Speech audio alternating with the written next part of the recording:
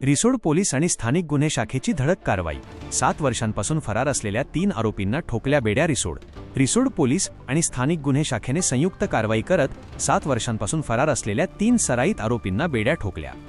चोरीच्या 7 गुन्ह्यांत फरार आरोपी बाळू विठ्ठल चव्हाण, वय 40 वर्षे, राहणार वरुड, तालुका रिसोड, जिल्हा वाशिम, याला व्याड, तालुका मेहकर, जिल्हा बुलढाणा येथून तर चोरीच्या 3 गुन्ह्यांतील आरोपी नितीन सुरेश पवार, वय 26 वर्षे, राहणार सिरसाळा, तालुका मालेगाव, जिल्हा वाशिम, याला ताब्यात घेऊन NBW नॉन बेलेबल वॉरंटनुसार अटक केली।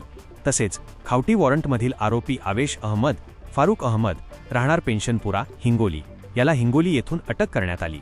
ही कारवाई पोलीस अधीक्षक निकेश खाटमोडे पाटील साहेब, अपर पोलीस अधीक्षक लता फड मॅडम, उपविभागीय पोलीस अधिकारी रामकृष्ण पवार साहेब यांच्या मार्गदर्शनाखाली पोलीस निरीक्षक रामेश्वर चव्हाण, पोलीस उपनिरीक्षक सागर भारस्कर, श्रेणी पोलीस उपनिरीक्षक कदीर पठाण, सहाय्यक पोलीस उपनिरीक्षक धनंजय ठाकरे, पोलीस अंमलदार विनोद घनवट, परमेश्वर खडसे, रवी अडागळे, परमेश्वर भोणे आणि स्थानिक गुन्हे शाखेच्या पथकाने केली।